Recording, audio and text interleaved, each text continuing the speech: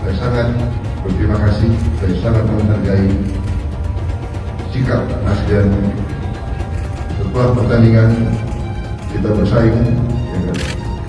Tapi kita tetap bersahabat, kita tetap satu keluarga, kita tetap cinta tanah air. Dan sesudah persaingan, sesudah pertandingan, kita bersatu untuk membangun bangsa Indonesia. Itu yang saya ingin. Pak Prabowo nawarin ke Pak Surya nggak sih Pak untuk Pak Surya ayo bergabung? Saya selalu menawari. Saya selalu mengajak. KPU telah mengeluarkan pengumuman resmi yang hasilnya dalam versi KPU telah kita dengar bersama. Atas dasar itu, izinkan kami menyampaikan pernyataan untuk mendakapi proses pemilu yang sejak awal hingga saat ini. Sejak awal, kita semua telah melihat dan menemukan begitu banyak ketidaknormalan, kekurangan, dan pembiaran terhadap proses yang tidak wajar. Kami memutuskan meminta tim hukum Timnas Amin untuk maju ke Mahkamah Konstitusi. Terlalu banyak temuan-temuan tentang proses demokrasi yang tidak berintegritas ini yang telah dikumpulkan oleh tim hukum Timnas Amin. Dan kita semua akan terus menjaga etika demokrasi. Kepemimpinan yang lahir dari proses yang ternodai dengan penyimpangan, dengan kecurangan, akan menghasilkan rejim yang outputnya nanti, keluarannya nanti adalah kebijakan-kebijakan yang penuh dengan ketidakadilan. Kita ingin mengembalikan demokrasi kita menjadi demokrasi yang penuh dengan kewarasan, demokrasi yang mengedepankan adab. Bahkan ada yang ketuanya sudah melanggar kode etik berkali-kali, sudah diberikan sanksi berkali-kali, tapi tetap saja dibiarkan menjalankan perannya. Kemungkinan untuk bisa mendapatkan keadilan itu kemungkinannya amat kecil. Kami berharap pertolongan Allah SWT, pertolongan Tuhan yang Maha Kuasa. Semoga Allah bukakan, Allah teguhkan hati para hakim konstitusi itu. Mari kita terus jalankan perjuangan ini dengan menjunjung tinggi etika. Kita dukung langkah tim hukum. Semoga Allah SWT meridhoi perjuangan kita. Namanya siapa Mas? Namanya Muslim. Muslim. Mas, ingin tahu kenapa turun aksi sini? Sementara maaf ya, kondisi Mas kan ada kurang ini dengan tongkat. Karena kan saya mau presiden itu kalau mau menang jujur, jangan curang. Nggak takut Mas? Kalau ada apa-apa nggak takut? Nggak takut, saya takut kepada Allah, nggak takut siapa. Saya nggak percaya rakyat Sumatera Utara nggak percaya Prabowo menang. Yang percaya Prabowo menang, mendingan pindah agama aja, udah itu aja. Oke Mas, ada satu kata terakhir Mas? Ada. Lawan gitu. Yang percaya Prabowo menang, pindah agama. Agamaku Islam, dia nggak percaya. Oke. Terima kasih Mas.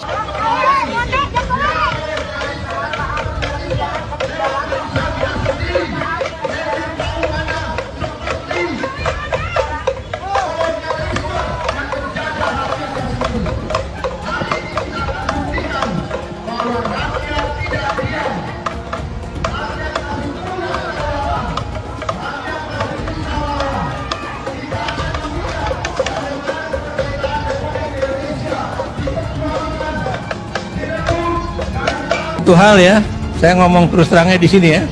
Itu kalau nanti PKB katanya akan tetap berani mendukung hak angket, ya, itu Muhaimin Iskandar pasti akan menjadi tersangka, ya. Dan siapa yang akan menjadi pengganti Muhaimin, ya? Yang tadi isunya Menteri Agama, tapi sekarang isunya katanya Gus Ipul, gitu kan? Pak Ahok tidak akan pernah bersatu dengan Pak Anies. Sekarang dia bilang Pak Anies tidak negarawan. Mohon maaf nih, saya juga tak setuju terhadap statement Pak Anies yang bilang pribumi dan segala macam. Saya sangat tidak setuju, saya mengutuk tuh kata-kata itu. Belum ada kepastian apakah Bapak akan tetap menjadi oposisi dan seperti apa, itu bagaimana Pak kepastian? Kalau ternyata hasilnya berubah gimana? Kalau ternyata ada putaran kedua gimana? Kalau ternyata ada hasil yang berbeda gimana? Jadi kita tunggu sampai tanggal 20, baru kemudian nanti kita akan sampaikan. Tapi saya berpesan tadi, benar, bahwa di dalam proses pemilu itu akan ada selalu yang menang berada di pemerintahan, yang tidak berada di luar pemerintahan. Saya pegang prinsip itu aja. Prinsipnya yang dipegang. Bila menang berada di dalam pemerintahan, bila tidak menang maka berada di luar pemerintahan. Dan dua-duanya sama-sama penting. Bahwa jangan sampai kita tidak tahan berada di posisi oposisi. Anies itu kacang lupa kulit. Jadi gubernur kan yang mendukung Prabowo. Tapi nyatanya menjelek-jelekan Prabowo supaya Prabowo tidak dipilih oleh masyarakat Indonesia. Sifatnya memang jahat. Kalau bisa di dalam sini Pengadilan Jakarta Pusat, silakan datang Jokowi. Saya mau ketemu sama Anda. Saya tidak takut ke Anda ini presiden. Bukan presiden, tukang sapu kok. Cukup warga Jakarta yang tahu waktu jadi gubernur DKI. Ini yang warga Jakarta coba deh bersuara di sini. Gimana sih Jakarta semenjak kepemimpinan Pak Anies? Coba kalian nilai dari 1 sampai 10. Komen di bawah. Jujur gue kepo banget nih. Biar warga Jakarta sendiri yang nilai. Maju jadi pilih gubernur Jakarta itu isu untuk mengalihkan perhatian dari persoalan pilpres. Seakan-akan pilpres sudah selesai. Ya kan? Anda jangan terjebak. Ya Pak. Pertama di mana kita ajakannya Pak untuk kerjakan selesai dari mana Ya Pak. Tidak ada cerita Ahok dengan Anies. Ketika saya kalah, saya langsung kasih Anies penghargaan, ucapan segala macam. Tapi yang tidak bisa saya terima, ketika Anda menang, Anda pidato memecah belah bangsa, bahwa Jakarta udah kembali ke pangkuan pribumi yang dijajah selama ini. Itu teksnya di mana-mana. Itu sangat memecah belah bangsa. Saya ini asli Indonesia sesuai undang-undang loh. Apa karena saya namanya Ahok? Itu yang tidak betul seorang Anies lakukan. Bagi saya Anies sangat tidak negarawan. Anda udah menang, yes okay gitu loh. Saya juga tidak bawa ke MA, nggak bawa ke MK. Waktu Anda ulang tahun DKI saya juga datang. Tapi kenapa Anda mesti pidato seperti itu? Mana yang lebih bertakwa, Pak Anies, Pak Ganjar, atau Pak Prabowo pada Tuhan? Ini kan tidak bisa kita mengukur. Kayak kita berdua aja sekarang ini kan kita nggak tahu nih mana yang lebih dekat dengan Tuhan gitu kan. Apalagi nanti kalau kita bicara mana yang masuk surga, kan kita nggak tahu. Nah, yang bisa diukur itu sebetulnya adalah kesalehan sosial. Maksudnya apa dampak yang sudah dia berikan untuk masyarakat gitu kan.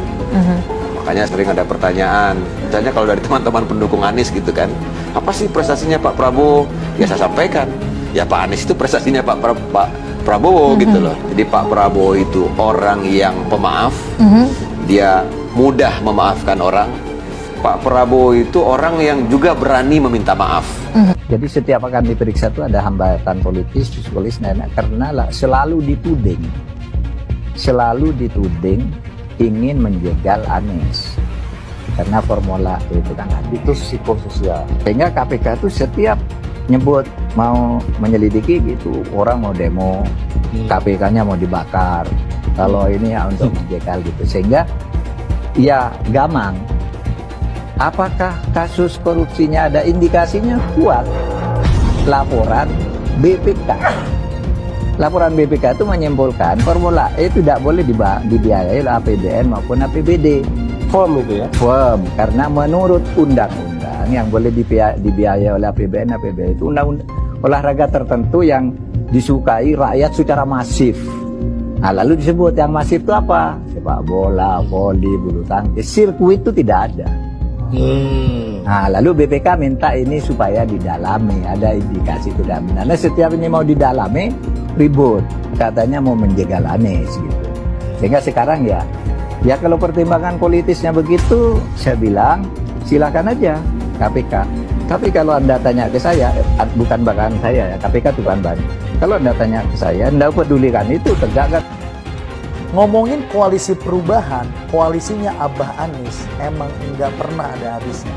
Koalisi perubahan ini solid banget, tapi bukan solid dukung Abah Anies ya, tapi solid untuk merubah.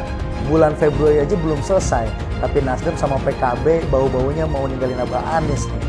Kemarin Pak Surya Paloh ketemu Pak Jokowi di istana, terus PKB santer banget kabarnya bakal gabung koalisi pemerintah.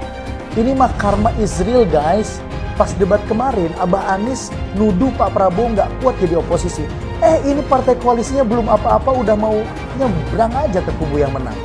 Untuk Abah Profesor Anies Rashid Baswedan, sebelum nasehatin Pak Prabowo, tolong nasehatin partai koalisi Abah Anies dulu ya. Udah, gitu aja lah. Aduh, mohon maaf. Hello, Kubu 02. Saya sebutin aja deh, si Gibran dan Pak Wowo. Makan gratisnya makan yang apa dulu dong? Minum susu basi. Makan gratis, makanan apa dulu? Aduh deh, aduh ya Allah. Zaman gini kok makan gratis. Hai, jangan mau dibodoh-bodohin dengan bocah kentur. Bocah kentur yang nggak ngerti apa-apa. Sekolah aja, mohon maaf tanda kutip, mau memimpin negeri terbesar ini. Hai rakyat, sadar kalian. Jangan cuma dimakan gratis. Hello, sadar kalian, cerdas. No. Nggak setuju? Tidak setuju. Makan gratis nggak setuju. Makan gratis kami masih sanggup. Namanya kami makan, kami hidup. Kalau kalian setuju dengan makan gratis, karena hidup kalian berarti tergantung oleh kubu 02. Berarti kalian bodoh. Mantap. Bodoh. Oke Bu. Oke, jangan. Ibunya semangat banget nih guys. Bu, Allah bilang apa? Qatiluhum, lawan mereka. Betul, kita harus revolusi. Allah yang bilang, yu'adzibumullah, Allah yang akan mengazab mereka. Tapi kita harus turun yang banyak. Turun 2 juta orang. Semua nanti tanggal berapa kita rame-rame turun. Ini perintah Allah. Karena mereka sudah zalim, mereka sudah jahat, maka Allah perintah qatiluhum, yu'adzibumullah biaidikum. Allah akan hancurkan mereka. Tapi lewat tangan kita ngapain? Turun ke bawah, kita ikut sama-sama. Ya Rab, aku hadir seluruhnya. Umat Islam, umat-umat yang beriman harus hadir nanti tatkala ada kita akan mengadakan turun ke jalan. Jangan cuma 100.000, 2 juta orang harus turun. Seluruh Indonesia serukan untuk mereka datang. Bahwa ini perintah Allah dan kita laksanakan sami'na wa ata'na. Seharusnya pemilu diulang sampai Anies menang. Rakyat sudah cerdas, sudah pintar, yang tidak mau dibodohi lagi. Orang-orang atau pecundang-pecundang, pengkhianat-pengkhianat bangsa yang merongrong rakyat Indonesia, yang menghancurkan kedaulatan Indonesia. Ingat, kami merasa dicurangi. Saya tetap melawan. Saya akan turunkan pasukan-pasukan. Bahkan rakyat Indonesia saya serukan semuanya harus turun di jalan. Kampung KPU, kampung KPU, kampung KPU. Takbir! Takbir! Bismillahirrahmanirrahim. Bismillahirrahmanirrahim. Bismillahirrahmanirrahim. Sekarang pemilu Pilpres sudah selesai. Sudah tiba waktunya Anda untuk segera mengundurkan diri. Karena tidak elok dilihat Anda memakai mobil dan fasilitas mewah sebagai menteri, karena Anda ditunjuk oleh Jokowi sebagai menteri, tapi Anda terang-terangan melawan beliau berhaluan politik, berbeda haluan politik. Mundurlah sebagai menteri baik-baik agar Anda terhormat. Yang tersangka setelah Pilpres ini namanya Anies Baswedan dan Muhaimin. Mas Anies pernah terkait dengan dengan kasus Formula E, kemudian Mas Ganjar terkait dengan IKTP, kemudian Pak Gus Muhaimin terkait dengan kasus yang lain dan mereka pernah dipanggil KPK. Nah, kemudian dia jelaskan karena ada proses kasus itu, bisa jadi pasca Pilpres ada yang jadi tersangka. Itu pendapat seorang Fahri Hamzah. Kalau ada proses yang kemarin misalnya tertahan karena kan berdasarkan kebijakan penegak hukum terhadap para calon termasuk para caleg itu dihentikan. Ya, orang yang sudah diperiksa ya dihentikan ketika dapat status sebagai caleg atau capres atau cawapres. Anies Baswedan, ya Nis ya, denger nih. Sebaiknya kau itu jangan terlalu banyak ngomong, jangan terlalu banyak menyindir-nyindir orang, jangan terlalu selalu melihat kesalahan-kesalahan orang, seolah kau yang udah paling benar. Kau semakin kau banyak ngomong, omongan kau itu blunder. Kau sendiri gak ngerti apa yang kau omongin. Sekarang A, besok berubah B. Sebaiknya kau tunjukkan kinerja kau aja, prestasi kau aja apa. Walaupun kau udah jadi gubernur gagal di DKI 5 tahun, nah jangan kau bikin juga gagal Indonesia ini. Ya, manusia yang terlalu banyak ngomong seperti kau itu adalah ciri-ciri manusia munafik. Manusia munafik sangat dibenci oleh Allah Subhanahu wa taala. Apabila berjanji dia ingkar dan berkata dia dusta. Ya, orang yang banyak bicara biasanya tidak bisa bekerja.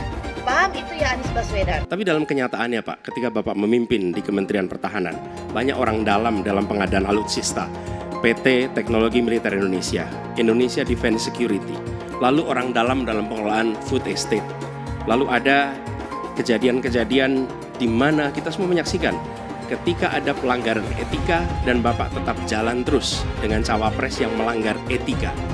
Artinya ada kompromi atas standar etika. Standar etika ini fakta. Dan kemudian dalam pidato Bapak mengolok-olok tentang penting etika. Saya tidak tega untuk mengulanginya. Pertanyaannya, apa penjelasan Pak Prabowo soal itu semua? Saya menilai, maaf ya, karena Anda desak saya terus terang aja saya menilai Anda tidak pantas bicara soal etik. Itu saja. Saya merasa bahwa Anda itu posturing ya, Anda tuh menyesatkan. Itu aja ya. Saya boleh berpendapat kan? Saya menilai Anda tidak berhak bicara soal etik karena Anda memberi contoh yang tidak baik soal etik. Terima kasih. Fenomena ordal ini menyebalkan. Di seluruh Indonesia kita menghadapi fenomena ordal. Ada ordal di mana-mana yang membuat meritokratik nggak berjalan, yang membuat etika luntur. Dan ketika fenomena ordal itu bukan hanya di masyarakat, tapi di proses yang paling puncak terjadi ordal, maka rakyat kebanyakan, dan ini saya rasakan beberapa waktu yang lalu, beberapa orang guru berjumpa dengan saya dan mereka mengatakan, Pak, di tempat kami pengangkatan guru-guru itu mendasarkan ordal. Kalau tidak ada ordal, nggak bisa jadi guru, nggak bisa diangkat. Lalu apa jawabannya? Atasan saya bilang, wong yang di Jakarta aja pakai ordal, kenapa kita di bawah tidak boleh pakai ordal? Kalau berbicara ordal, lupa waktu jadi gubernur. TGUPP, lupa dia. Ordalnya dia itu tim sukses dia itu semua di sana. Jadi Anies itu banyak yang dia omongin, padahal dia melakukan hal yang dia pertanyakan. Mas Anies. Mas Anies, masa sih angin kok sampai nggak punya KTP lo ya? Angin keluar, angin masuk, angin keluar, masuk angin dodo ya. Angin puting beliung, wes, angin-anginan, itu kok semua bisanya nggak punya KTP itu loh ya. Angin dari Jakarta ke Lampung ke Sumatera ke Jawa itu ya, kok bisanya liar begitu. Sama seperti air hujan ya, air hujan itu yang banjir itu bukan banjir ya, itu air parkir ya, air yang parkir Mas Anies. Mau punya pemimpin yang seperti itu ya, mau punya pemimpin yang seperti itu, dikiranya rakyat ini bodoh semua kali ya. Air hujan jatuh ke bumi, nggak boleh masuk gorong-gorong. Yang banjir itu bukan banjir, itu parkir Mas Anies. Mas Anies. Mas Anies pernah jadi gubernur 5 tahun di DKI. DKI menerima indeks polusi tertinggi di dunia. Bagaimana dengan anggaran 80T, Pak Anies sebagai gubernur tidak dapat berbuat sesuatu yang berarti untuk mengurangi polusi. Terima kasih. Polusi udara tak punya KTP, angin tak ada KTP-nya. Angin itu bergerak dari sana sini. Ketika polutan yang muncul dari pembangkit listrik tenaga uap mengalir ke Jakarta, maka Jakarta punya indikator, karena itu Jakarta mengatakan ada polusi udara. Ya susah kalau kita menyalahkan angin dari mana saja ya. Kalau kita dengan gampang menyalahkan angin, hujan dan sebagainya, ya mungkin tidak perlu ada pemerintahan kalau begitu ya. Mas Anies.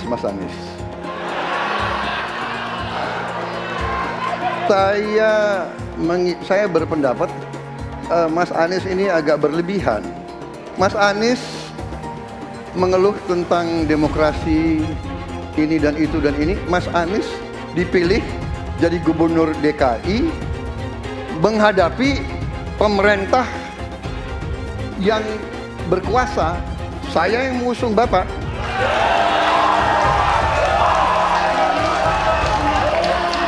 Kalau demokrasi kita tidak berjalan, tidak mungkin Anda jadi gubernur.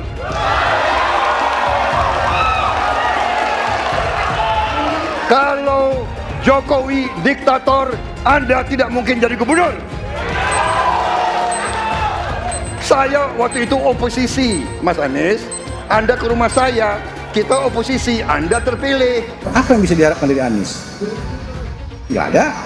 Jakarta amburadul. Mimpin Jakarta aja amburadul, apalagi mimpin Indonesia. Anies itu perbual. Kayak mana apa karena perbual itu? Pembohong.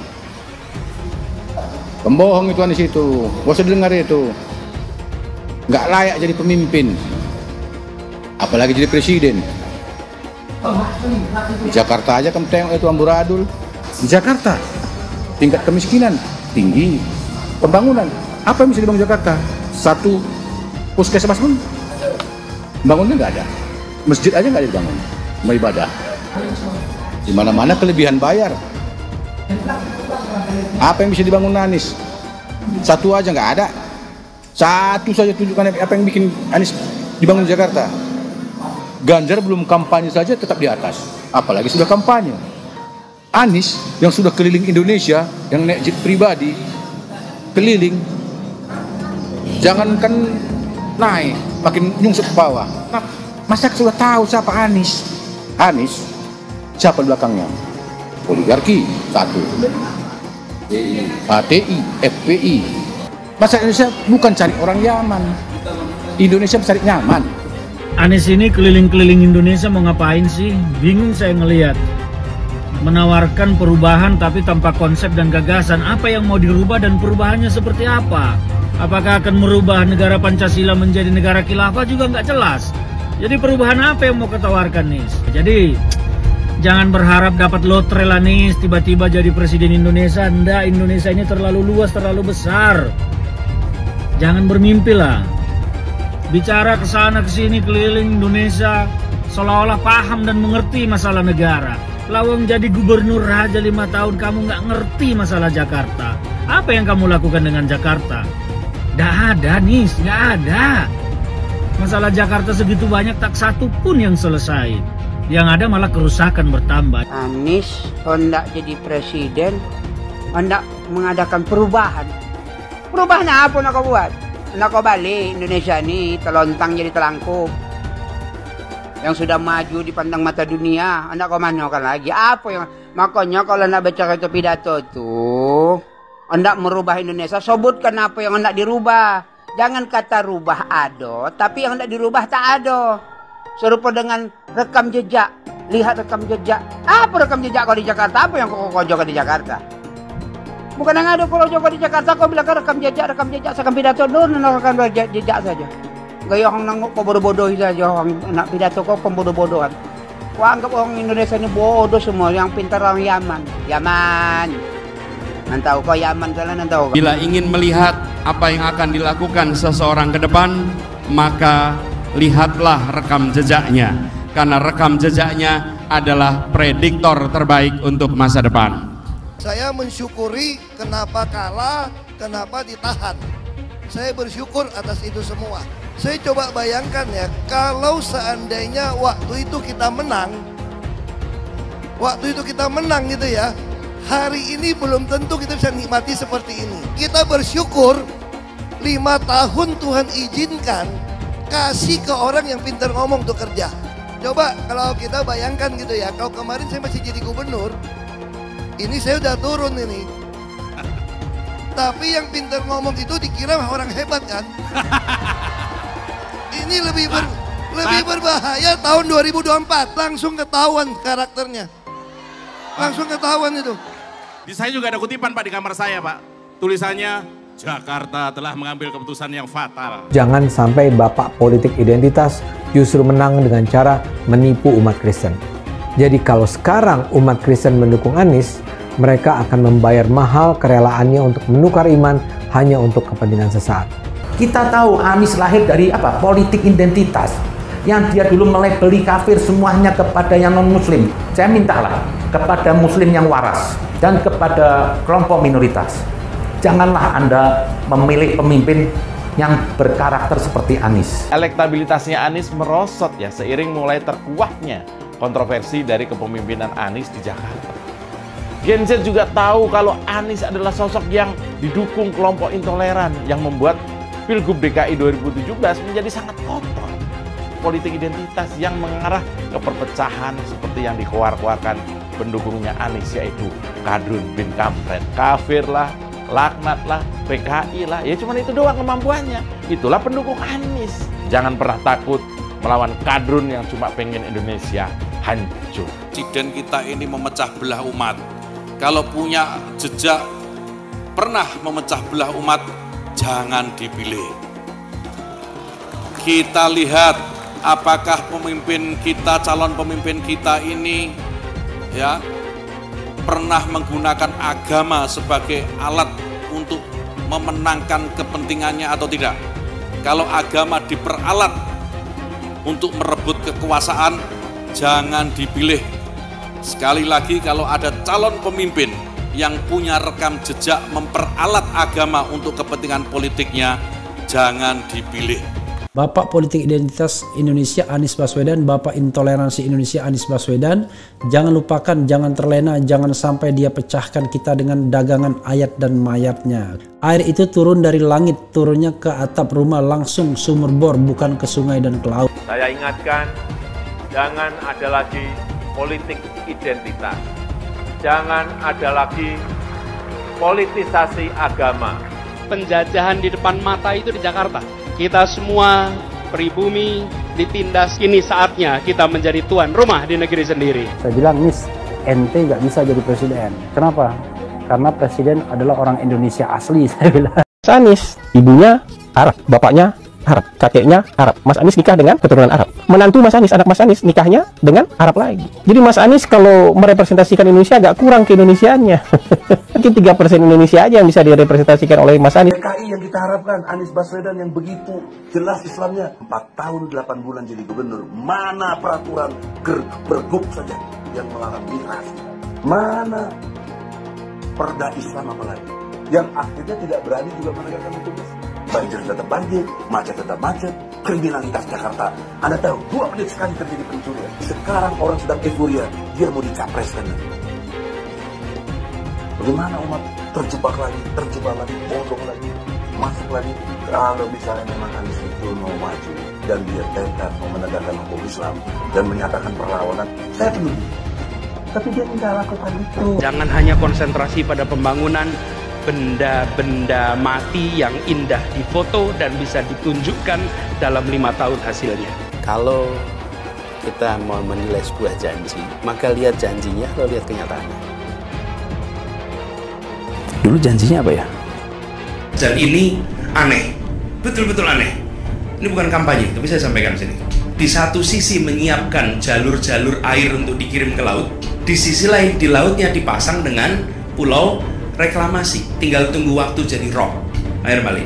Dan ini melawan sunnatullah. Kenapa? Air itu turun dari langit ke bumi, bukan ke laut. Harusnya dimasukkan ke dalam bumi, masukkan tanah. Di seluruh dunia air jatuh itu dimasukkan ke tanah, bukan dialirkan pakai gorong-gorong raksasa ke laut. Jakarta telah mengambil keputusan yang fatal. Bukan banjir, itu memang parkir air. Bukan banjir, itu memang parkir air. Masyarakat berkeliling dengan membawa toa untuk memberitahu semuanya, termasuk sirine. Ibon 82 miliar. Apa alat transportasi yang dimiliki oleh hampir setiap orang? Alat transportasi yang dimiliki semua orang adalah kaki. Kalau seandainya orang Jakarta percaya Pak Anies jadi gubernur pun, saya berani jamin kok dia akan lakukan normalisasi yang sama seperti saya lakukan kok. Gak usah bohong lah. Tapi ketika air sampai di muara, maka siap untuk dipompa ke laut. Pancasila Soekarno, ketuhanan ada di pantat. Anak Tuhan dari mana? Kalau Yesus anak Tuhan, bidangnya siapa? Besok di seluruh wilayah Indonesia kami katakan damai. Iblis hanya menggoda orang yang beriman. Makanya jarang-jarang orang kafir kerasukan setan. Yang kerasukan setan itu orang baik-baik. Jarang, saya belum pernah nengok Cina kerasukan setan. Pernah tak Ahok itu kerasukan setan? Enggak, setannya juga. Karena sesama setan jarang saling menggoda. Karena di salib itu ada jin kafir. Haleluya. Kepalanya ke kiri apa ke kanan?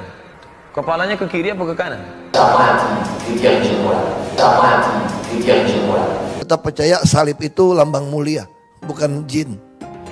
Kok ketawa? Aku nggak nyindir siapa-siapa loh. Saya nggak pernah mundur untuk kebenaran, keadilan, kejujuran dan peri kemanusiaan. Gue nggak pernah mundur. Dan gue nggak pernah takut juga sama lu. Siapapun yang rasis, gue akan hadapin. Karena rasis itu tidak berperi kemanusiaan. Sama saya ditanya dulu kan, kamu nyesel nggak statement kamu di Pulau Seribu sehingga masih masuk penjara? Tidak pernah nyesel. Karena saya mengatakan kebenaran. Hai semua, dengan saya Jonas Leong. Terima kasih banyak buat kalian penonton setia yang selalu menonton di channel ini. Saya secara personal sangat menghargai waktu kalian. Dan saya sudah menganggap kalian sebagai family karena kalian selalu support di channel ini. Bagi kalian yang selalu menuliskan opini kalian di kolom komen, saya baca komen kalian satu persatu. Saya baca komen kalian untuk mengetahui opini kalian, tanggapan kalian, dan masukan kalian sangat berguna untuk video selanjutnya. Terima kasih banyak buat kalian yang selalu menekan tombol like di awal video. Video seperti ini membutuhkan waktu dan juga research. Dan ini semua gratis untuk kalian. Jadi pastikan kalian menekan tombol like-nya supaya saya mengetahui kalian menyukai konten yang saya bagikan. Ya, walaupun masih akan ada sidang-sidang gugatan di Mahkamah Konstitusi, tapi sepertinya kekuatan masing-masing dari 8 partai di parlemen nggak bakal berubah lagi. Hasil pemilu legislatif sudah diumumkan. Dan dari sini kita sudah bisa menakar kekuatan masing-masing partai. Kita sekarang sudah tahu berapa banyak mata uang yang PDI Perjuangan, Partai Gerindra, PKB, dan sebagainya pegang. Kesimpulan yang pertama, partai utama pemerintah yakni Partai Gerindra, partainya Pak Prabowo, mereka punya dua pilihan partai besar buat diajak kolaborasi dan menjaga keseimbangan politik.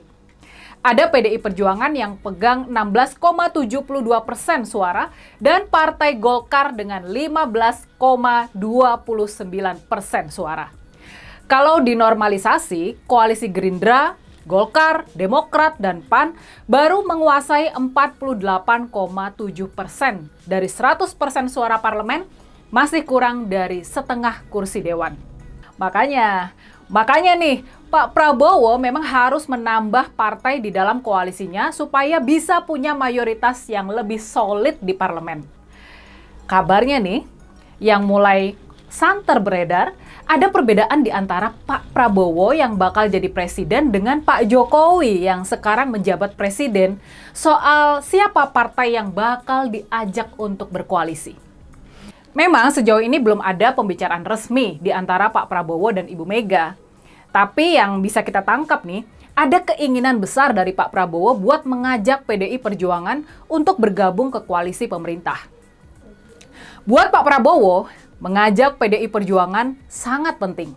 Soalnya nih, partainya sendiri, Gerindra, hanya menempati urutan ketiga dalam Pileg kemarin. Gerindra masih di bawah Golkar dan PDIP. Dalam kondisi koalisi sekarang ini, posisi Gerindra dan Pak Prabowo ada di bawah tekanan Partai Golkar, partai terbesar di koalisi. Rasa-rasanya sudah bukan rahasia lagi kalau Pak Prabowo menginginkan bisa bertemu dengan Ibu Mega buat membahas pengelolaan negara ke depannya. Kabar soal keinginan Pak Prabowo buat mengajak PDI Perjuangan masuk ke kabinet sudah sangat santer jadi pembicaraan di kalangan politik. Bahkan nih dari informasi yang beredar di kalangan terbatas, pihak Gerindra kabarnya sudah menawarkan 3 jabatan menteri kepada PDIP di kabinet mendatang. Jadi tawaran dari Gerindra ini sudah konkret. Dan kabarnya juga 2 dari 3 nama calon menteri PDI Perjuangan tersebut sudah fix. Sementara yang satunya lagi, namanya masih bisa ditentukan di kemudian hari oleh pihak PDIP. Nah, tampaknya sih ke depan pertarungan bakal tambah seru. Pilihan mana yang bakal terwujud? PKB dan Nasdem masuk ke koalisi ataukah PDI Perjuangan yang masuk? Dari indikasi 2 partai yang sudah dipanggil oleh Presiden, tampaknya Pak Jokowi menginginkan PKB dan Nasdem untuk masuk ke koalisi. Tapinya nih, di sisi lain, kabarnya Pak Prabowo ini malah lebih cenderung mengajak PDI Perjuangan buat bergabung, buat mengimbangi kekuatan Golkar di koalisi pemerintah nanti. Bahkan dari selentingan yang kini beredar, Pak Jokowi ini kabarnya ingin membentuk koalisi permanen beberapa partai, yakni Golkar, PKB, dan PAN, dalam bentuk seperti Barisan Nasional di Malaysia. Kalau ini bisa terwujud, blok ini bakal jadi kekuatan baru yang nyata di parlemen, menguasai sekitar 35% kursi dewan. Sekarang ini kita belum tahu koalisi besar mana yang bakal terwujud. Malah bisa jadi nanti PKS bakalan dibiarkan sendirian ada di luar pemerintahan. Makanya dengan kehadiran PDIP yang punya suara di atas Golkar, tapi bukan pendukung awal pasangan Prabowo Gibran, keseimbangan di dalam koalisi bakal lebih bisa dikendalikan oleh Partai Gerindra, partai utama pemerintah. Di sisi lain, kita tahu juga kalau Pak Jokowi ini sudah punya rencana lain buat koalisi Pak Prabowo, dan itu sama sekali tidak melibatkan PDI Perjuangan. Pak Jokowi tampaknya lebih memilih PKB-nya Caimin dan Partai Nasdemnya Pak Surya Paloh buat bergabung. Proses negosiasi ini mungkin bakalan lebih mencairkan pembentukan koalisi pemerintah ke depannya. Jadi soal partai-partai mana lagi yang bakal masuk koalisi pemerintah ini prosesnya masih panjang dan bakalan tetap seru. Ini masih bakal tetap penuh intrik. Tapinya nih, dengan sudah jelasnya jumlah poin, jumlah persentase suara yang dipegang oleh masing-masing partai politik, sudah semakin jelas juga daya tawar dari masing-masing kekuatan. Dan kedepannya kita harus ingat juga, sampai bulan Juni manuver-manuver pembentukan koalisi ini bakal tumpang tindih dengan manuver-manuver penetapan calon-calon kepala daerah oleh partai-partai. Kemungkinan satu-satunya yang menggunakan politik identitas adalah hanya Anies Baswedan. Pertanyaan itu lantas saja menimbulkan amarah di kubu Anies, salah satunya dari kelompok khilafah. Orang kepercayaan Anies menyatakan politik identitas adalah framing yang selalu dibangun untuk menyudutkan, padahal selama kepemimpinan Anies Baswedan sebagai gubernur tidak sekalipun Anies membeda-bedakan warga berdasarkan agama dan ras. Buat saya, apakah benar menyebut politik identitas itu adalah sekedar framing untuk menyudutkan Anies? Saya akan membantah pernyataan itu. Kubu Anies terus berusaha mengaburkan makna politik identitas. Mereka berulang kali bilang bahwa identitas adalah hal yang alamiah dalam kehidupan manusia. Jadi apa salahnya dengan menonjolkan identitas keislaman seorang calon presiden? Tapi saya yakin Anies tahu yang dimaksud dengan politik identitas adalah politik yang menggunakan agama sebagai alasan mengapa seorang kandidat harus dipilih atau mengapa seorang kandidat jangan dipilih. Politik identitas ini sangat berbahaya.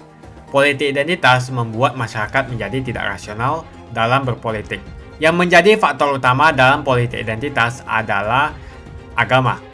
Seorang kandidat akan dipilih karena agamanya, terlepas dari apakah dia melakukan korupsi atau melakukan pelanggaran HAM. Ketika politik identitas digunakan, maka ini akan berpotensi konflik, karena usai pemilihan, konflik itu akan terus berlangsung dalam waktu yang lama. Masalahnya, ada alasan yang cukup kuat untuk menduga bahwa Anies sangat mungkin menggunakan politik identitas, yang memang dikatakan normal ketika menjabat sebagai gubernur DKI. Dalam proses menjadi gubernur, kubu Anies jelas-jelas menggunakan agama sebagai alasan untuk menjatuhkan Ahok. Anies jelas-jelas menggunakan agama sebagai alasan untuk menjatuhkan Ahok, sampai akhirnya Ahok dipenjara.